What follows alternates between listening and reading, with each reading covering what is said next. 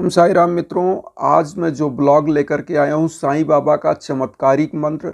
और इस मंत्र को बताने से पहले मैं ये बताना चाहता हूँ कि जैसे ही आपको अनुभव हो कि जीवन में आपके कष्ट शुरू है, आपके परिवार का जो वैचारिक तालमेल है वो गड़बड़ है, पटरी पर नहीं है, घर का माहौल विषाक्त है, मन में आपकी खिन्नता चलने लगे, तो आपको करना क्या है, किस विधि से करना है और कैसे जीवन को आगे ले जाना है, ये सब हम बताएंगे।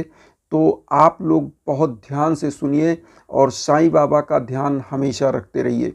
तो मैं आप लोगों से ये बताना चाहता हूँ कि जैसे मान लीजिए आपके परिवार में इस प्रकार की कोई भी चीज़ें, जो भी विषाक्त वातावरण है, वैचारिक तालमेल नहीं है, आपका मन खिन्न रह रहा है, घर से रहने का मन नहीं करता है, तो आपको करना क्या चाहिए।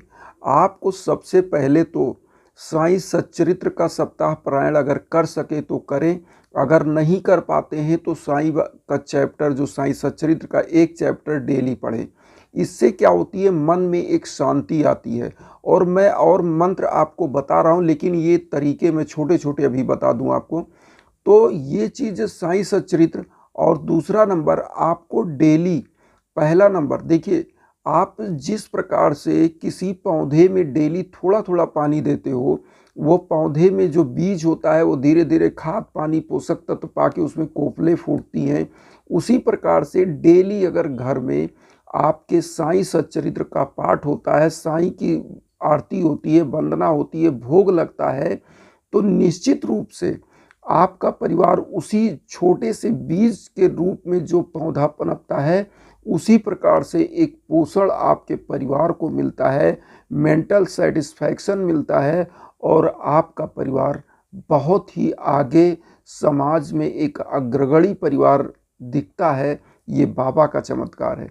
अब आपको करना क्या है, जो मंत्र है आप सभी जानते हैं, बहुत ही इजी मंत्र है।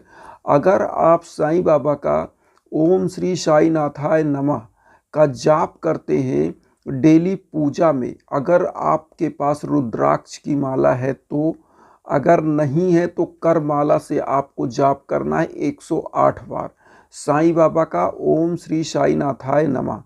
अगर आप हवन करना चाहते हैं तो गणेश भगवान का पहला आप आहुति देंगे, कोई भी मंत्र ले लीजिए गणेश भगवान का, और स्वाहा लास्ट में लगता है। इसी प्रकार से अगर आप साईं बाबा का फिर उसी में हवन जब करते तो पहले गणेश भगवान का फिर साईं बाबा का, तो उसमें आप करेंगे ओम श्री साई नाथाय नमः, फिर स्वाहा लग जाता है लास्ट में। तो ये हवन की विधि होती है। लेकिन आपको जो मंत्र मैं बता रहा हूँ कि आपको करना क्या है, आपको पहला नंबर कि ओम श्री साई नाथाय नमः का जाप करना है। और ये तब तक करिए कि जब तक आप, हम तो कहते हैं ताउम्र करिए और फिर प्रभाव आप देखिए। ये 108 जो है बार साईं बाबा का एक माला अगर आप जाप करते हैं, और अगर आप पर डे साईं बाबा का 2 माला 3 माला 4 माला जितना आप कर पाएँ उतना माला आप जाप कर लीजिए। इसके बाद आप कहीं भी जाइए एक तेज आप देखेंगे। और उसके बाद अगर आप ये भी नहीं कर सकते तो बाबा का जो 11 वचन है, इसको कम से कम 11 बार आप पढ़िए। जो 11 वचन है, वो 11 वचन मैं एक बार बोल भी दे रहा हूँ, आप लोग नहीं अगर जानते हैं तो जान भी लीजिए। बाबा का जो 11 वचन है वो एक प्रकार का समझ लीजिए, वो अपने भक्तों से उन्होंने शपथ किया है कि आप जैसे भी जिस भी दशा में बुलाओगे, मैं आपके पास आपके सम्मुख खड़ा हूँ। तो वो 11 वचन क्या है, बहुत ही चमत्कारिक ये 11 वचन मंत्र है। कोई पूजा पद्धति आप नहीं कर पाते हैं तो ये 11 वचन जरूर याद रखिए। आपको 11 वचन क्या है, इसको कम से कम 11 बार, 21 बार, 51 बार, 108 बार जितना पढ़ सकें। शुभ अंक होते हैं ये 11, 21, 51, 108। तो इस तरह का जो भी आप जितनी बार ये मंत्र बोल सके उतनी बार ये बोलें। कैसे बोलना है, जो शिरडी में आएगा आपद दूर भगाएगा, चढ़े समाधि की सीढ़ी पर, पैर तले दुख की पीढ़ी पर, त्याग शरीर चला जाऊंगा, भक्त हेतु दौड़ा आऊंगा, मन में रखना दृढ़ विश्वास, करे समाधि पूरी आस। मुझे सदा जीवित ही जानो, अनुभव करो सत्य पहचानो। मेरी शरण आ खाली जाए, हो तो कोई मुझे बताए। जैसा भाव रहा जिस जन का, वैसा रूप हुआ मेरे मन का। भार तुम्हारा मुझ पर होगा, वचन न मेरा झूठा होगा। असहायता लो भरपूर, जो मांगा वह नहीं है दूर। मुझ में लीन वचन मन काया, उसका ऋण न कभी चुकाया। धन्य धन्य वह भक्त अनन्य, मेरी शरण तजलय अनन्य। ओम शाई ओम शाई। तो मित्रों, ये क्या है, 11 वचन जो बाबा का है, इसमें आप खुद देख रहे हैं कि बाबा ने कितना जबरदस्त तरीके से इस चीज को कहा है। और जो भी आप याद करते हो, उन्होंने कहा कि मुझे सदा जीवित ही जानो, अनुभव करो सत्य पहचानो। तो बाबा का ये जो वचन है, वो 11 वचनों में से ये भी एक वचन है। तो आप खुद अनुभव करिए और सत्य को पहचानिए। बाबा का जो 11 वचन है, वो आपको आप एक समझ लीजिए कि हजारों तोले सोने से ऊपर की। हम चाहे हजारों तोले से तुलना करें, चाहे लाखों तोले से, चाहे मिलियन तोले से, लेकिन ये इस 11 वचन का जो है ना, महिमा अलग है।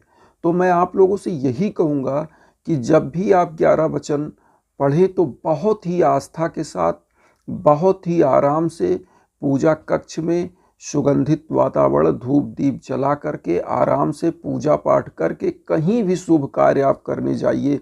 और फिर आप देखिए, हाँ ये है कि इस कलयुग में बहुत सारे लोग आपको भड़काते हुए मिलेंगे।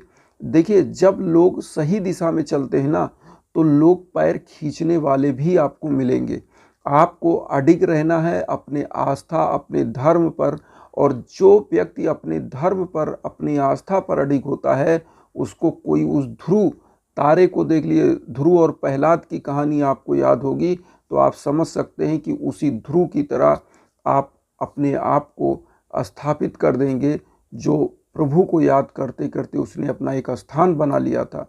तो मैं कहना चाहूँगा, इस कलयुग में ये ऐसे चमत्कारी मंत्र हैं, जब घर का वातावरण एकदम विषाक्त हो और घर में किसी प्रकार की आपको एक प्रकार का एक अलग वातावरण, जहाँ पर आप पहुँच जाए, मन खिन्न हो, रहने को मन ना करे, जिस दिन ऐसा फील हो, उसी दिन आप साईं के शरण में रहें।